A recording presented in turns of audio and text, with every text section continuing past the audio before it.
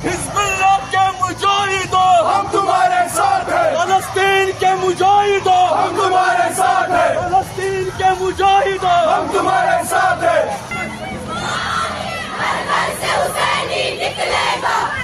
उसके बाद ऐसा लगता है जैसे पूरे क्षेत्र में अब जंग के बादल जो है नजर आ रहे हैं। जब बांग्लादेश में हिंदुओं का कत्लेआम होता है तब इनकी आवाज बंद हो जाती है।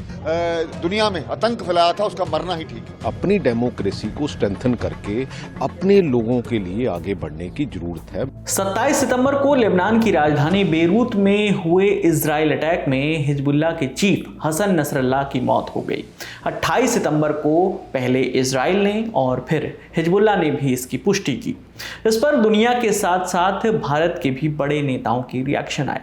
नसरल्लाह की मौत पर जम्मू कश्मीर के बडगाम में प्रोटेस्ट भी किया गया। नारे लगे, हम हिजबुल्लाह के मुजाहिदों के साथ हैं।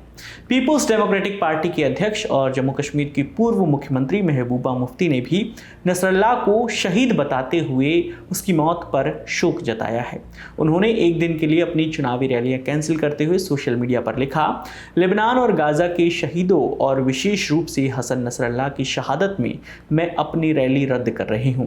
हम दुख और प्रतिरोध की इस घड़ी में फ़लस्तीन और लेबनान के लोगों के साथ खड़े हैं।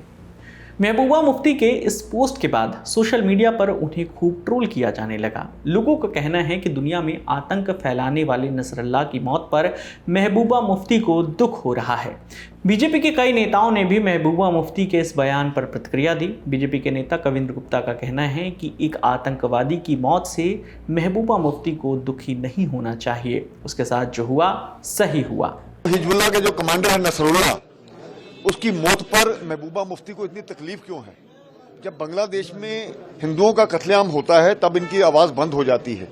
आज इजराइल पर हमला करने वाला हजीबुल्लाह, उसका कमांडर अगर मारा जाता है तो ये एक दिन के लिए प्रचार बंद कर देती है। ये घड़ियाली आंसू हैं, मगरमच्छ के आंसू हैं। लोग इसकी सारी जो मंशा है उसको समझते हैं। इस प्रकार के षड्यंत्र करने से कुछ होने वाला नहीं है। इंसानियत के नाते जो बात करनी वही सही है। जिस व्यक्ति ने पूरे दुनिया में आतंक फैलाया था, उसका मरना ही ठीक है। वहीं बीजेपी के प्रवक्ता आरपी सिंह का कहना है कि जिस तरह से सोनिया गांधी के आंसू बाटला हाउस के आतंकियों के लिए बहे थे, वैसे ही मुफ्ती के आंसू नसरल्लाह के लिए बह रहे हैं। उन्होंने कहा कि ये लोग वोट बैंक के लिए कुछ भी कर सकते हैं। महबूबा मुफ्ती ने चुनाव प्रक्रिया का बहिष्कार करके साबित किया कि किस प्रकार वह आतंकियों के लिए आंसू बहाते हैं। कुछ साल पहले उनके आंसू बुरहान वानी के लिए बहे थे, ऐसे ही सोनिया गांधी जी के आंसू बाटला हाउस के आतंकियों के लिए बहे थे। दिखता है कि ये सबके सब इंडिया अलायंस के लोग हैं, ये वोट बैंक की राजनीति के लिए किसी हद तक जा सकते हैं। इनके लिए देश पहले नहीं है। आज तक कभी सुना कि महबूबा मुफ्ती या सोनिया गांधी या अब्दुल्ला उसका कभी कोई आंसू किसी देशभक्त के लिए बहा हो, कभी देशभक्त के लिए कभी उन्होंने एक शब्द बोला हो। ये वोट बैंक के लिए, वोट बैंक को खुश करने के लिए, वोट बैंक की अपीसमेंट के लिए किसी हद तक जा सकते हैं। महबूबा मुफ्ती पर कांग्रेस नेता प्रगट सिंह ने कहा कि हमें अपने देश और लोकतंत्र का ध्यान रखना चाहिए, माहौल खराब नहीं होना चाहिए। तो हमें अपनी डेमोक्रेसी को बेटर करना है। हम बाहर जो देख रहे हैं वो एक अलग जो दुनिया का नज़रिया है, जो जिसकी फीलिंग है, लेकिन एट द सेम टाइम हमें अपनी डेमोक्रेसी को स्ट्रेंथन करके अपने लोगों के लिए आगे बढ़ने की ज़रूरत है। मेरा ख्याल है ऐसी सिचुएशन जो है वो क्रिएट नहीं करनी चाहिए। उधर नेशनल कॉन्फ्रेंस के नेता उमर अब्दुल्ला ने कहा कि वो हमेशा से गाजा और फिलिस्तीन के लोगों के साथ हैं। हम तो वैसे भी इजराइल की तरफ से जो लगातार पिछले 1 साल से बमबारी और ताकत का इस्तेमाल हो रहा है, हमने तो उसकी मुखालफत की है, मजम्मत की है और बार बार ये मांग की कि इसका इस्तेमाल ना हो। उसके बाद ऐसा लगता है जैसे पूरे क्षेत्र में अब जंग के बादल जो है नजर आ रहे हैं।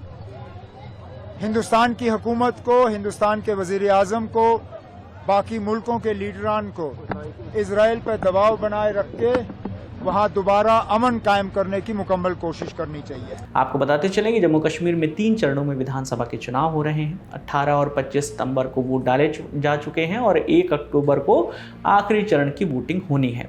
वोटों की गिनती 8 अक्टूबर को होगी। इस मामले में आगे जो भी अपडेट आएगा हम आप तक यूं ही पहुंचाते रहेंगे। आपके लिए तमाम जानकारी लेकर आए हैं हमारे साथी विभावरी। मेरा नाम विकास वर्मा है। देखते रहिए दी लल्लन टॉप। शुक्रिया।